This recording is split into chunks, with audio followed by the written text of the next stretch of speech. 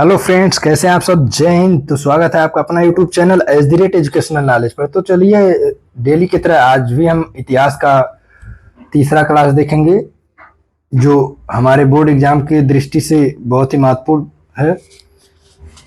हम उन्हीं प्रश्नों को लेकर के आए हैं जिन्हें पूछने की संभावना है या जो प्रश्न प्रीवियस ईयर में पूछे जा चुके हैं।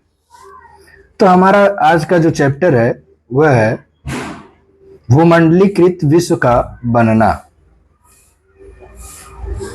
पहला हमारा प्रश्न होगा, अर्थशास्त्रियों के अनुसार अंतर्राष्ट्रीय आर्थिक विनिमय प्रवाह है पूंजी, श्रम और व्यापार।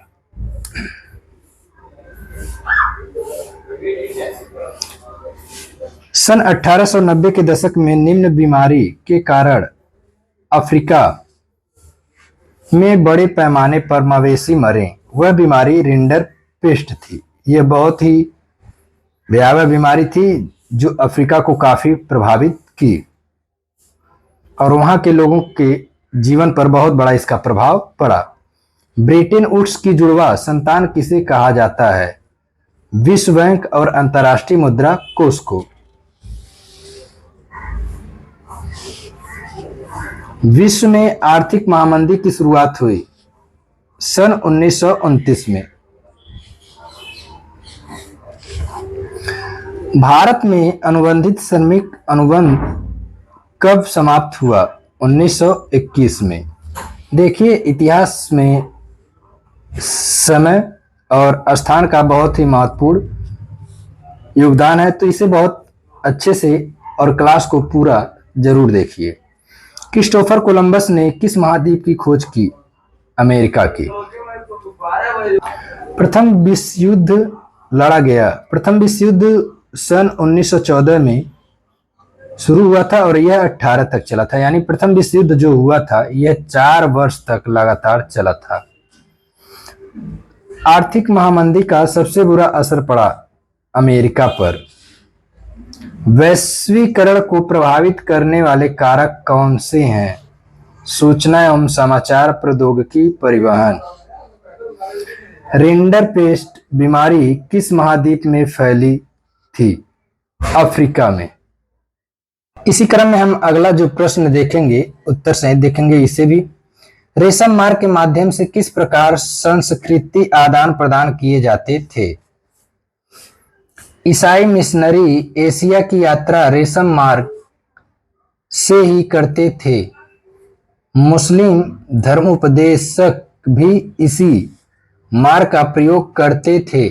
इसके अतिरिक्त भारत में उपजा बौद्ध धर्म अन्य एशियाई देशों से सिल्क मार्ग की विभिन्न शाखाओं के माध्यम से फैला। अर्थात यह रेशम मार्ग एक व्यापारिक मार्ग था जो मध्य एशिया को जोड़ने का कार्य करता था, लेकिन इसी मार्ग के माध्यम से अलग अलग देशों के लोग अपने धर्म का प्रचार प्रसार भी किए और वह एक देश से दूसरे देश के संस्कृति को जोड़ने का भी प्रयास किए।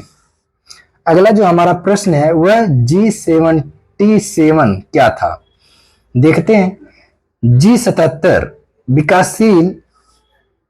विकासशील देशों का संगठन है।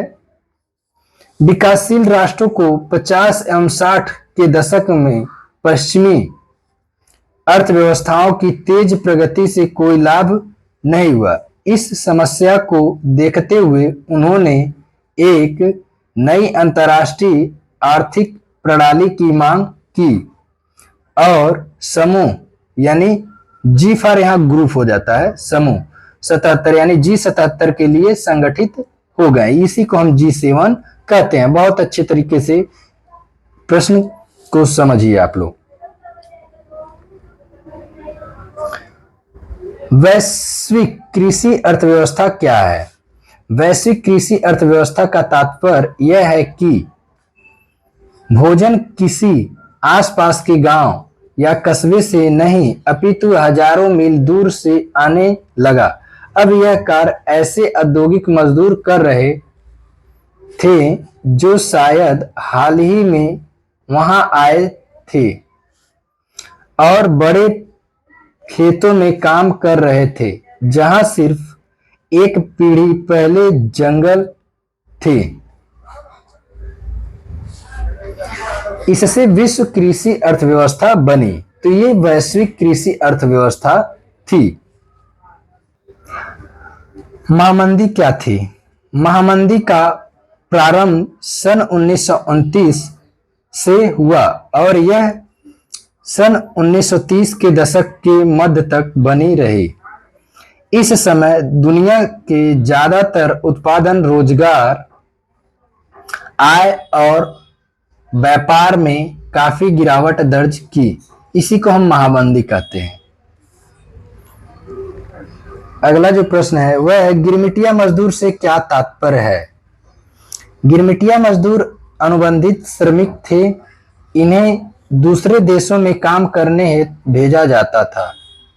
इन्हीं को हम गिरमिटिया मजदूर कहते थे। कार्न लॉ क्या है? कार्न का मतलब होता है आपका मकई और ला का मतलब होता है कानून। कार्न लॉ मक्का से संबंधित कानून था। जब ब्रिटेन की सरकार ने मक्का के आयात पर पाबंदी लगा दी तथा कृषि उत्पादों की मांग ऊपर जाने लगी, अतः कृषि उत्पादन महंगे होने लगे।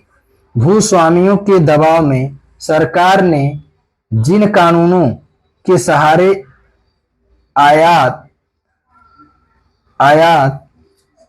पर पाबंदी लागू की थी उन्हें कार्न लॉ कहा जाता है।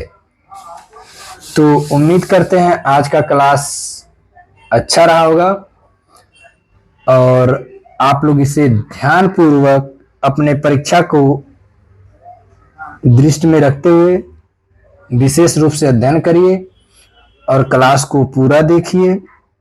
क्लास कंप्लीट करने के बाद लाइक, कमेंट्स, शेयर करना ना भूलिए और अगर हमारे चैनल पर आप नए हैं तो सब्सक्राइब जरूर करिए, क्योंकि अभी हम इस तरह से छोटे छोटे प्रश्नों को ला रहे हैं, लेकिन हमारा बोर्ड एग्जाम जैसे जैसे नजदीक आएगा हम उन्हीं चुनिंदे प्रश्नों को लेकर के आएंगे जो हमारे बोर्ड एग्जाम में पूछे गए हैं।